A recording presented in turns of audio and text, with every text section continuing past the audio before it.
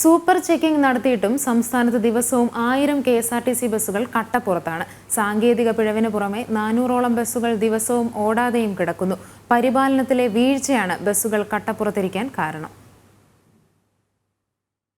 പരിപാലനത്തിലുണ്ടായ വീഴ്ചയാണ് കേടാകുന്ന ബസ്സുകളുടെ എണ്ണം വർദ്ധിക്കാൻ കാരണം. ബസ്സുകളുടെ സാങ്കേതിക പിഴവ് കണ്ടെത്താൻ സൂപ്പർ ചെക്കിംഗ് ഉൾപ്പെടെ നടത്തിയിട്ടും ദിവസവും 1000 KSRTC ബസ്സുകളാണ് കട്ടപ്പുറത്തിരിക്കുന്നത്. ഇതിനു പുറമെ വിവിധ കാരണങ്ങളാൽ ദിവസേന 300-ലധികം ബസ്സുകൾ ഓടാതെയും കിടക്കുന്നു. 5200 KSRTC ബസ്സുകളാണ് സംസ്ഥാനത്തിനുള്ളത്. ഇതിൽ 5-ലൊന്നും ഉപയോഗിക്കാൻ കഴിയില്ല. ബിജു പ്രഭാകർ CMD ആയിരുന്നപ്പോൾ പരമാവധി ബസ്സുകൾ നിരത്തിലിറക്കാൻ ശ്രമിച്ചിരുന്നു.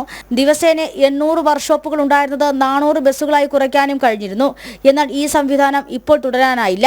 ബസ്സുകളുടെ അറ്റകുറ്റപ്പണികൾക്ക് പുറമെ യാത്രക്കാരുടെ എണ്ണത്തിലും ഗണ്യമായ കുറവുണ്ട്. 6 മാസത്തിലൊരിക്കൽ ബസ്സുകൾ പൂർണ്ണമായും പരിശോധിച്ച് കാര്യക്ഷമമാക്കുന്ന ജില്ലാതല വർക്ക്ഷോപ്പ് സംവിധാനങ്ങളും നടക്കുന്നില്ല. വരുമാനത്തിന്റെ പകുതിയും ഡീസലിന് വേണ്ടിയാണ് ചെലവിടുന്നത്.